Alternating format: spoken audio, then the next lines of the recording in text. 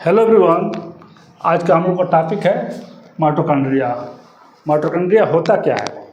देखिए, साइंस में कोई भी टॉपिक आ जाए, कोई भी चीज़ आ जाए, पहले उसको सोचिए कि होता क्या है और उसका उपयोग क्या है, वो करता क्या है। जैसे मान लीजिए कि हम लोग क्या करते हैं, बोलते हैं, खाते हैं, पीते हैं, दौड़ते हैं, कोई भी वर्क करते हैं तो ऊर्जा खर्च करते हैं। जो एनर्जी हम खर्च करते हैं वो आखिर बनती कहाँ से और आती कहाँ से है, इस पर सोचना चाहिए। सीधे से मतलब है कि मान के चलिए हम भोजन करते हैं, भोजन में क्या बेसिकली होता है, मेनली होता है कार्बोहाइड्रेट, प्रोटीन और फैट। तो चूँकि कार्बोहाइड्रेट से ही ग्लूकोज बनता है और बॉडी ग्लूकोज बनाती है, ग्लूकोज से हमको एनर्जी सीधे मिलता है, लेकिन ग्लूकोज से सीधे एनर्जी थोड़ी नहीं मिलता है। ग्लूकोज को माइटोकॉन्ड्रिया एटीपी ग्रुप में कन्वर्ट करती है, फिर एटीपी टूटता है तो एटीपी से जो एनर्जी निकलती है उसका हम इस्तेमाल करते हैं। और माइटोकॉन्ड्रिया कहाँ पाई जाती है? कोशिका में पाई जाती है, सेल में। सेल में बहुत सारे सेल ऑर्गेनेल होते हैं, सेल ऑर्गन होते हैं। न्यूक्लियस हो गया, माइटोकॉन्ड्रिया हो गया, गाली कॉम्प्लेक्स हो गया, एंडोप्लाज्मिक रेटिकुलम, ब्लास्टोसोम, बहुत सारे सेल ऑर्गन है, सेल ऑर्गेनेल है। उसी में से एक सेल ऑर्गन है mitochondria,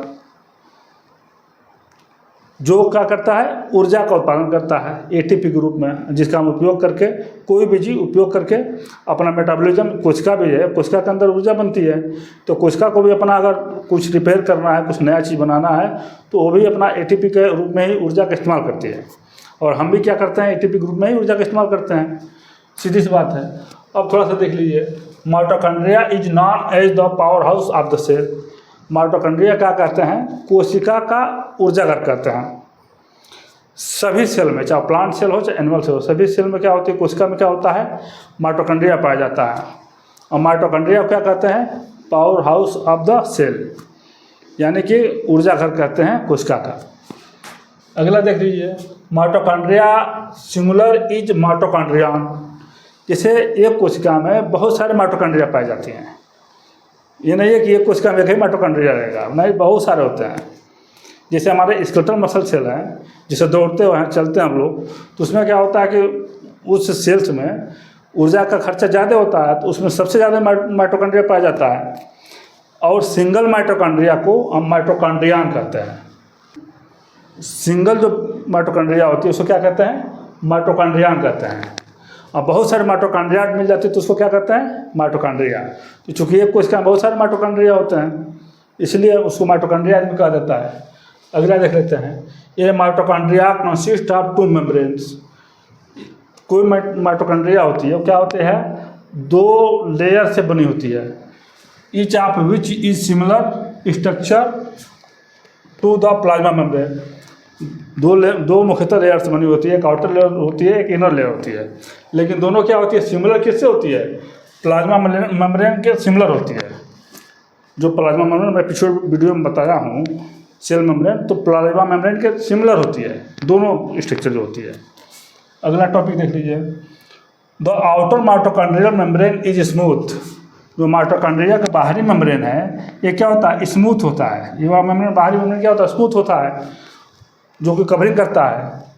but the inner membrane is arranged in a series of fold called cristae. लेकिन जो अंदर वाला मेम्ब्रेन है, जो दूसरी वाली अंदर वाली मेम्ब्रेन है, क्या होता है, फोल्ड होता है। फोल्ड करके क्या बनाता है, क्रिस्टी बनाती है माइटोकॉन्ड्रिया की। क्या बनाती है? क्रिस्टी बनाती है। अगला क्या है, the central cavity of a mitochondrion enclosed by the inner membrane and cristae is called the matrix. जो सेंट्रल मतलब जो बीच का भाग है माइटोकॉन्ड्रिया का, वो किससे बंद रहता है? इनर मेम्ब्रेन से और क्रिस्टी से, जिसको हम क्या कहते हैं, मैट्रिक्स कहते हैं। इनर मेम्ब्रेन क्या आता है, फोल्ड करके क्रिस्टी बना दी, और क्रिस्टी से ही पूरी तरह से क्या होता है, बंद रहता है। इसका सेंट्रल जो कैविटी होती है माइटोकॉन्ड्रिया का बंद रहती है, और क्रिस्टी और इनर मेम्ब्रेन मिलाकर क्या बनाती है, मैट्रिक्स बनाती है। इसको हम मैट्रिक्स कहते हैं।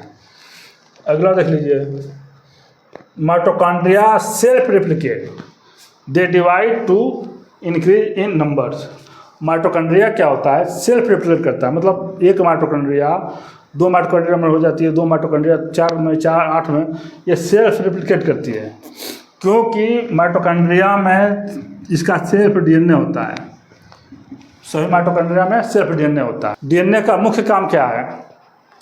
डीएनए का मुख्य काम क्या है? डीएनए ही सारे कोशिका अंग को और सारे एक्टिविटी को संचालित करता है। किस तरह से माइटोकॉन्ड्रिया बनाना है, किस तरह सेल मेम्ब्रेन होना चाहिए, इसमें क्या प्रोटीन का निर्माण होना चाहिए, कोशिका विभाजन में चाहे कोशिका का डेवलपमेंट में सब मुख्य रोल किसका होता है, डीएनए का होता है। डीएनए क्या करता है, नया आरएनए बना देता है, मैसेंजर आरएनए के रूप में देता है मैसेज की कोडिंग देती है, कोडिंग के अनुसार प्रोटीन का निर्माण होता है, जिसकी वजह से क्या होता है, सेल का स्ट्रक्चर या बॉडी का स्ट्रक्चर बनता है। ये सब आगे बताएंगे वीडियो में।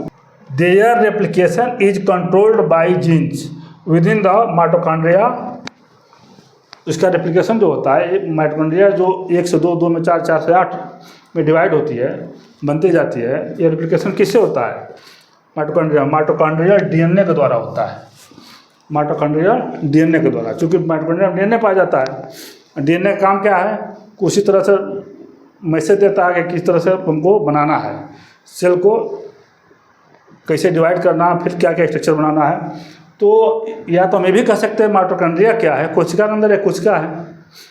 कोशिका क्या करती है, एक कोशिका, दो कोशिका, दो कोशिका, 4 कोशिका में डिवाइड होती चली जाती है, जिससे क्या होता है, ग्रोथ होता है।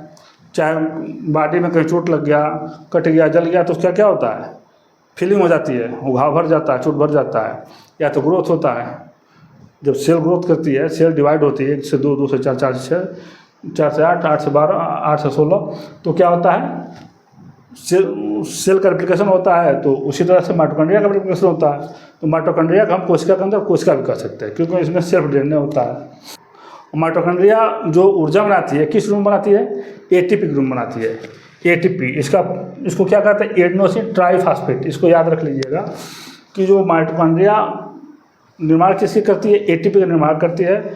और एटीपी के रूप में हम लोग ऊर्जा का इस्तेमाल करते हैं। और एटीपी को क्या कहते हैं, एडेनोसिन ट्राइफॉस्फेट कहते हैं। तो आशा करता हूँ कि ये टॉपिक समझ में अच्छे से आ गया होगा, और आशा करता हूँ कि आप लोग हमारे चैनल को लाइक और सब्सक्राइब करेंगे। और फिर मिलते हैं नेक्स्ट वीडियो में, और उसमें अच्छी तरह से और बताएंगे। Thank you.